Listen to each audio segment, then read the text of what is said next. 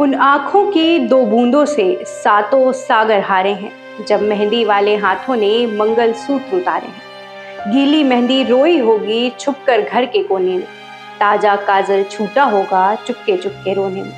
ये पंक्तियां बयां करती हैं फ्लाइट लेफ्टिनेंट सिद्धार्थ यादव की मंगेतर सोनिया की परिस्थितियों को। सिद्धार्थ जैसे ना जाने कितने देश के ऐसे वीर सपूत हैं जो अब कभी घर लौट कर नहीं आएंगे। देश के लिए अपना सर्वस्व न्यौछावर करने का प्रण लेने वाले इन जवानों की सांसें ऐसे ही क्रैश में न जाने कब से जा रही हैं। सिर्फ जामनगर नहीं, हरियाणा और पश्चिम बंगाल जैसे न जाने कितने इलाके हैं जहां भारतीय वायुसेना और भारतीय सेना के विमान क्रैश हो रहे हैं, और अब ये क्रैश हमें कई सवाल पूछने पर मजबूर कर रहे हैं। नमस्कार, आप देख रहे हैं वॉच आउट और मैं हूं आपके साथ स्वाति सिंह। ये जो हेडलाइंस आप देख रहे हैं ये बीते कुछ दिनों की। इन क्रैश में देश के कई वीर सपूत शहीद हो गए और कई घायल हो गए हैं। लगातार हो रहे ये हादसे सरकारी सिस्टम और सेना के डिसीजंस पर सवाल उठा रहे हैं। भारत में जब भी ऐसी दुर्घटनाएं होती थी उनके लिए पुरानी पीढ़ी के लड़ाकू विमानों को दोषी माना जाता था। ऐसी दुर्घटनाओं के लिए इन लड़ाकू विमानों को फ्लाइंग कॉफिन तक कहा जाता था। लेकिन अब हमारे देश में सुखोई, जैगुआर, मिराज 2000 और तेजस जैसे न जाने कई नई पीढ़ी के फाइटर जेट भी क्रैश हो रहे हैं। भारत एकमात्र ही ऐसा देश है जो इतनी पुरानी पीढ़ी की फाइटर जेट और प्लेन का इस्तेमाल करने की इजाजत दे रहा है।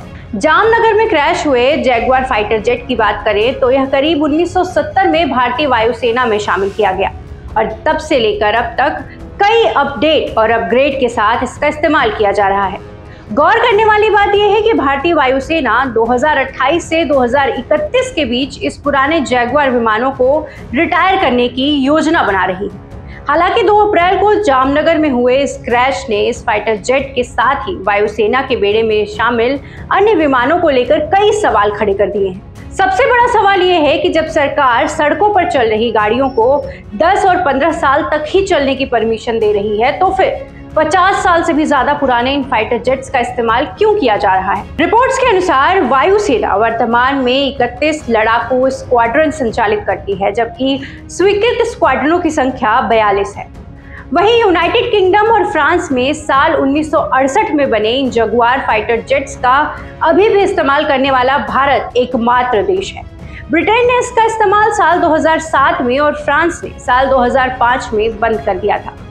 दिसंबर 2024 में संसद की एक रक्षा समिति ने एक रिपोर्ट जारी करी थी। इस रिपोर्ट में बताया गया था कि इंडियन एयरफोर्स में 2017 से 2022 के बीच 34 विमान दुर्घटनाएं दर्ज की गई हैं। इन दुर्घटनाओं में 50 से अधिक ह्यूमन फॉल्ट की वजह से हुई हैं, तो वहीं कुछ टेक्निकल फॉल्ट की वजह से। गौर करने वाली बात यह है कि इन दुर्घटनाओं में नई तकनीकी के लड़ाकू विमान भी शामिल हैं। दुर्घटना में शामिल विमानों में Sukhoi 30, ALH, MiG-23, Kiran, Mi-17, Hawk, Jaguar, MiG-21, MiG-27, MiG-29, AN-32 और मिराज शामिल है। ये डेटा तो खुद सरकार की ओर से आया है। अब आप ही सोचिए कि ये आंकड़े और कितने बड़े हो सकते हैं।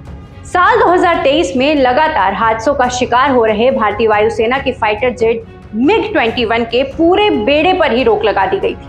1960 के दशक से एयरफोर्स में शामिल होने के बाद MiG-21 के मई 2023 तक 400 से ज्यादा हादसे हो चुके थे और न जाने कितने जवानों ने अपनी जानें गंवा दी थी। एक बार फिर एक 28 साल के देश के युवा ने तकनीकी खराबी या फिर ह्यूमन एरर के चलते अपनी जान गंवा दी है।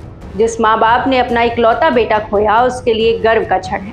लेकिन सरकार और भारतीय वायुसेना को अब सोचना चाहिए कि आखिर लूप होल कहाँ पर है।